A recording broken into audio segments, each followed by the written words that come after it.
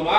அவர் 10,000 booking போட்டா போதும், மீதம் 4 சவரன் நகைய என்ன வச்சுக்கலாம், அடகு வச்சுக்கலாம். வட்டி இல்ல அடமானம், வட்டி இல்ல 6 மாசத்துக்கு அவர் வட்டி கட்ட தேவையில்லை. அப்ப அந்த 6 மாசத்துக்குள்ள அவர் நம்ம கூட தொழில் பண்ணுவாரோ இல்ல வெளியே பணத்தை பெற்றுவாரோ, ஆனா கட்ட முடியுமா முடியாதா? முடியும்.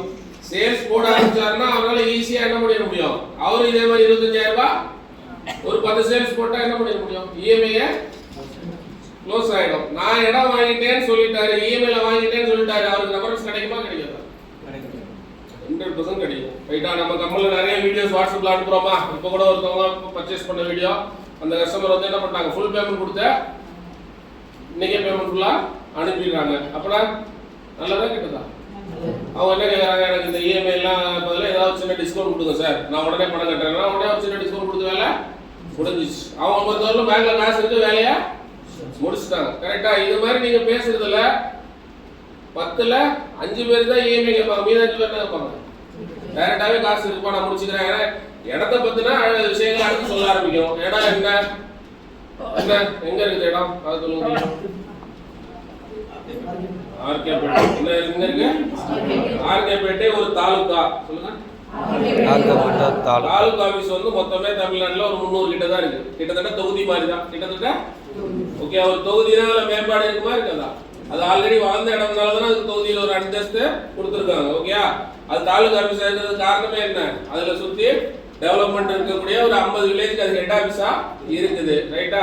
ரைட். இப்போ ஆர்கேபேட்டையில பஸ்ஸார் இருக்கா? இருக்கு. பஸ் ஸ்டாண்ட் இருக்கா? இருக்கு. ரெஜிஸ்டர் ஆபீஸ் இருக்கா? இருக்கு. ரெஜிஸ்டர் ஆபீஸ் எல்லா கிராமத்துலயும் இருக்குமா? புரியுதா? இப்போ இங்க மேக்ஸிமம் எடுத்துக்கிட்டீங்கன்னா கூடுவாஞ்சேரி தான் ரெஜிஸ்டர் ஆபீஸ், திருப்பூர் தான் ரெஜிஸ்டர் ஆபீஸ், அதுக்கு நடுவில் ரெஜிஸ்டர் ஆபீஸ் இல்ல. புரியுது இல்லையா? அப்ப அவ்வளோ பெரிய வட்டத்தை இது கண்ட்ரோல் பண்ணுது, ஒரு ரெஜிஸ்டர் ஆபீஸ் கண்ட்ரோல் பண்ணுது. புரியுதுங்களா? அப்ப அங்க இடம் வாங்கலாமான்னு கேட்டா தாராளமா வாங்கலாம். அங்க வேற விலை என்னன்னு நீங்களே விசாரிங்க. அந்த ரோடு மேல வந்தீங்கன்னா ரைட் சைடுல ஃபர்ஸ்ட் திருத்தணில இருந்து வரப்ப ரைட் சைடுல புதுல ஒன்று போட்டா 3 பிளாட் தான் இருக்கு. பேலன்ஸ் என்ன இருக்கு? 2,500 ரூபா. எவ்வளவு ரேட்டு? 2,500 ரூபா. நீங்க கூட நின்று விசாரிக்கலாம். புரியுதா? சைட் ஆனா சோல்ட் அவுட், சைட் ஆனா சோல்ட் அவுட். ஓகே, 2,500 முன்னாடி இருக்க பிளாட், பின்னாடி இருக்க பிளாட் 2,000 ரூபா. ஓகே, அப்ப என்ன முடிஞ்சு போச்சு, சைட் ஆனா முடிஞ்சு போச்சு. எதனால முடிஞ்சது நீங்க சொல்லுங்க பாப்போம். அவங்க இத்தனைக்கு நம்மள மாதிரி மார்க்கெட்டிங் கம்பெனி எல்லாம் இல்ல, ஓட்டாங்க, போர்டு வச்சாங்க, சைட் ஓடிச்சு. என்ன காரணம் சொல்லுங்க நீங்க சொல்லுங்க. ஆன் ரோட்ல NH மேல இடங்கள் கிடையாது, இனிமேலும் கிடைக்காது.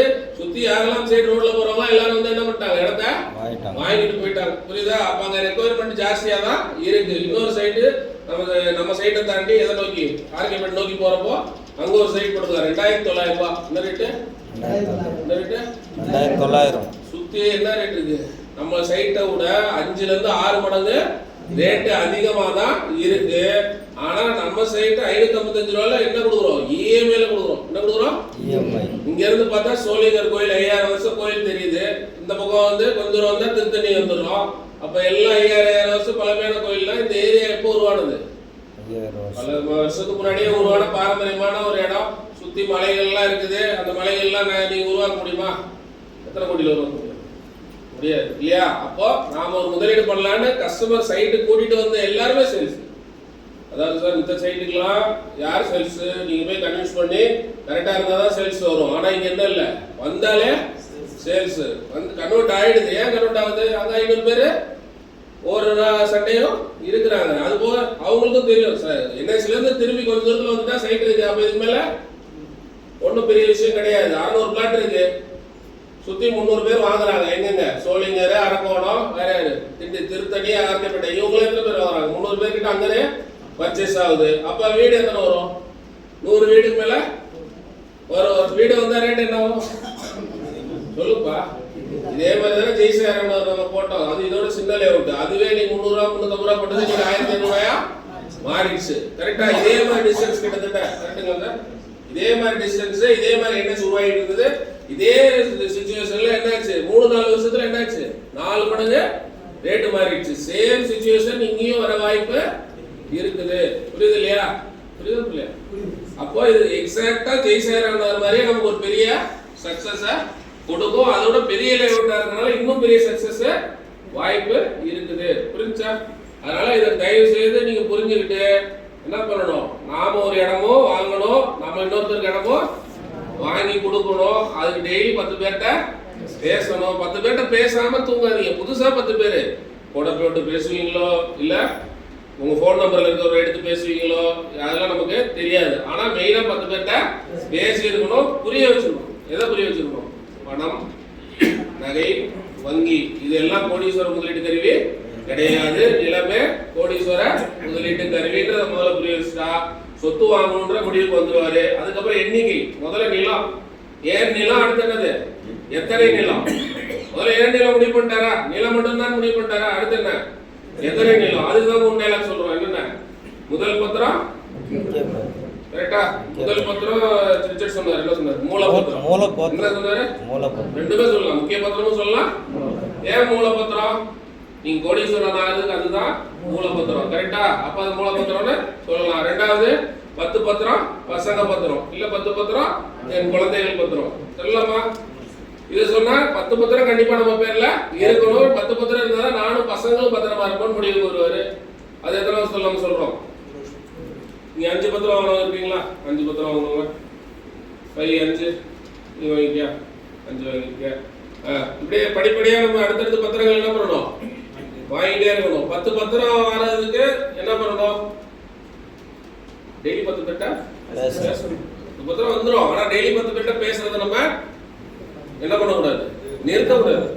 புரியுது இல்லையா? இந்த வாரத்துக்கு தெரியுன்னா இந்த வாரத்துக்கு பேசி முடிச்சிருங்க. எல்லாரும் சேர்ந்து இந்த வாரம் டீம் ஆஃபர் 35 சேல் போட்டா 1 லட்சம் ரூபாய் ஐபன் சார் வாங்கி உங்களுக்கு எல்லாம் பிரிச்சு கொடுத்துருவாரு.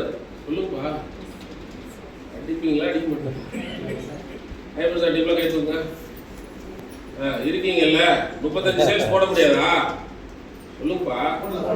35 சேல் போடணும்னு நினைச்சா போட்டுடலாம். புரியுதா? அதுல ஒரு சந்தேகப்பட்டுனா போட முடியாது. புரியுது இல்லையா?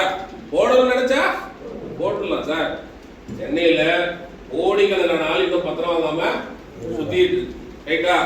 யாரு போய் அடிச்சு சொல்லணும் இந்த விஷயத்த? சார் பொய் பேசுறவன் உயர்த்தி உயர்த்தி பேசுறான். சார் பொய் தானே பேசுறான். தேர்தல் வாக்குறுதி எல்லாம் பொய் தானப்பா. சொல்லுப்பா, தெரியாத மாதிரி வந்து எல்லாமே பொய். கரெக்டா? பொய் பேசுறான். எப்படி பேசுறான்? மீடியால வர்றான், சைக்கிள்ல போறான், விசில் அடிக்கிறான் இல்லையா? சொல்லுங்கப்பா, 2 சைடும் தான். விடியல்ன்றா, அதுன்றா, இதுன்றா, எதுவுமே